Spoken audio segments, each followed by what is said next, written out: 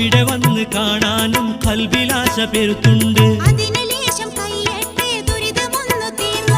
ഇടയ്ക്ക് ഫോൺ വിളിച്ചോട്ടെ, പയക്കമൊന്നു കേട്ടോട്ടെ. പുര പണിഞ്ഞു കഴിഞ്ഞില്ലേ, പഠിക്ക പാഠം വാങ്ങിയില്ലേ? വരട്ടെ പൊന്നെ, വരട്ടെ മോളെ, വരട്ടെ കരളെ.